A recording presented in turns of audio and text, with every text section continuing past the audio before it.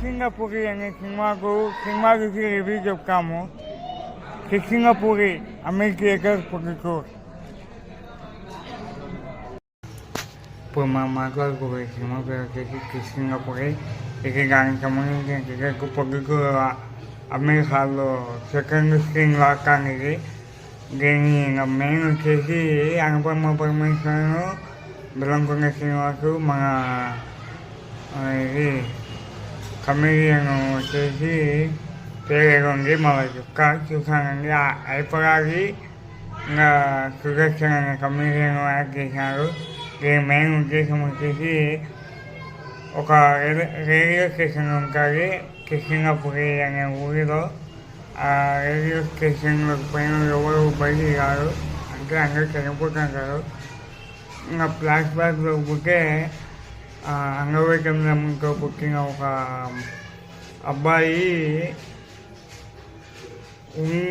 లేనికి ఉన్నట్టు ఊహించుకొని, అంటే ఫిజికలీ హ్యాండిక్యాప్ అని చెప్పొచ్చు, మెంటలీ కూడా కొంచెం డిస్టర్బ్ అని చెప్పొచ్చు. అబ్బాయి లేని ఉన్నట్టుగా ఊహించుకొని వాళ్ళమ్మ చనిపోయినా కూడా ఉన్నట్టు ఒక అర్థం చేసి ఊహించుకుంటుంటారు.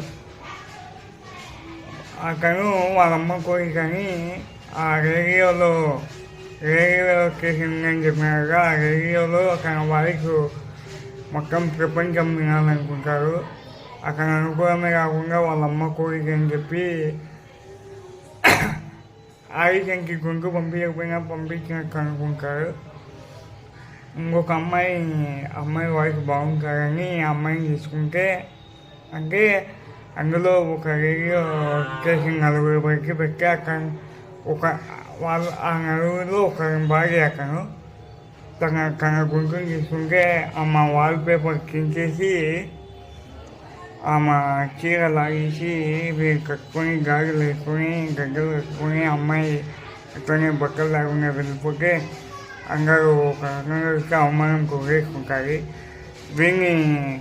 వీరందరినీ కొట్టే లాస్ట్ వీడిని కట్టేసి ఒక కాకిలోకి పెట్టి ఒక గ్యాస్ సిలిండర్ పెట్టి వీడిని చంపేస్తారనమాట. చంపేసిన రాత్రికే అందరినీ చంపి పొగ తీసుకుంటారు. అంతేకాకుండా అప్పటి నుంచి చాలా మందిని చంపేస్తారంటే మన ఆత్మని బంధించి ఒక రైల్వే ట్రాక్ ఆత్మని బంధించి మా వాకిలు మూసేస్తారు. వాళ్ళు చనిపోయినప్పుడు వాళ్ళు పూర్తి చేయాలంటే ఆ నలుగురు ఒక రైల్వే ట్రాక్ దగ్గర